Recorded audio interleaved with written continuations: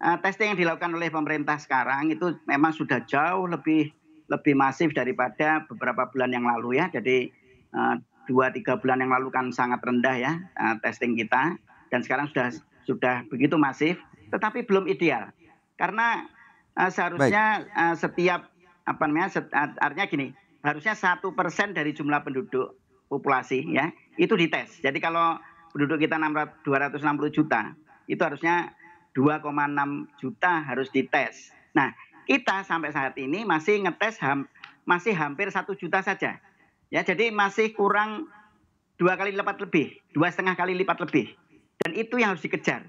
Ya, karena baik. dengan meningkatkan testing, kita berhasil mengorek semua kasus yang ada di bawah permukaan yang sampai sekarang menjadi sumber penularan terus yang belum bisa kita deteksi. Itu Mas Baik. Daniel. Berarti, saya perjelas kembali Pak Windu, angka idealnya ini harusnya berada di angka Oke, 1% dari total populasi, begitu Pak? betul. Ya, Berarti dua kurang koma enam lebih juta lah kalau untuk 2,6 juta karena satu kumulatif persen ya kumulatif Pak? ya. Betul, betul. Baik, Dan sekarang masih hampir 1 juta, belum sampai 1 juta. Oke. baik. Kemudian kalau kita, lihat dari, kunjungan Presiden Joko Widodo kemarin ke Bandung, ini Presiden Jokowi kemudian menyebut Indonesia harus bersiap untuk menghadapi gelombang kedua pandemi virus corona. Menurut Anda apakah Indonesia sudah melewati fase gelombang pertama atau first wave untuk pandemi corona di tanah air? Ya, sepertinya gini, kalau kita mau melihat apakah kita sudah sampai di puncak, sudah mulai menurun misalnya ya, kita kan harus apa namanya, melihat kurva dari kasus baru harian ya, jadi kasus positif yang baru setiap hari pertambahannya, tapi dari kurva yang kita sebut sebagai kurva epidemik ya.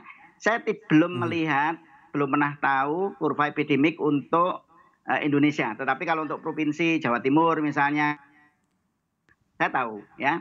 Nah, seharusnya pemerintah harus menunjukkan kurva epidemiknya, tetapi paling tidak kalau secara kasar ya, kita melihat dari kurva dari kasus harian yang diumumkan setiap hari, kita masih naik ya, kita masih naik, belum mhm, belum mencapai puncak saat ini ya, masih naik. Jadi meskipun memang ada kadang-kadang pada hari-hari tertentu kita menurun, tetapi naik lagi mhm, kemudian ya. Jadi kadang-kadang menjadi 1.500 per hari, kadang-kadang 2.400 ya.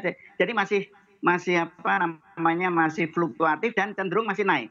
Jadi mhm. artinya sampai hari ini kita belum mencapai puncak, ya belum mencapai puncak. Jadi tentu kita mungkin belum relevan bicara tentang gelombang baru karena gelombang yang Mhm. pertama kita belum belum mencapai puncaknya. Baik. Pak Windu, kalau Anda melihatnya titik puncak Ya, penyebaran COVID-19 di Indonesia ini bisa berada di angka berapa Pak berdasarkan kalkulasi Anda?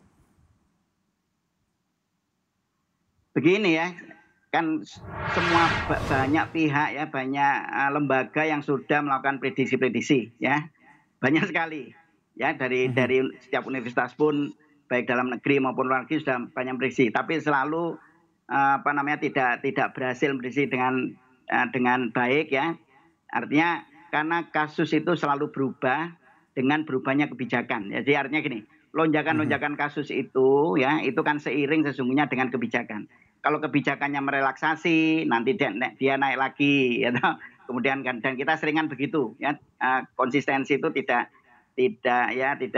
terjaga dengan baik sehingga lonjakan-lonjakan itu sewaktu-waktu bisa naik dan itu yang sangat sangat sukar untuk dipakai untuk sebagai alat untuk memprediksi. Ya, jadi mhm. artinya prediksi kita harus selalu berubah dan setiap hari selalu dilakukan.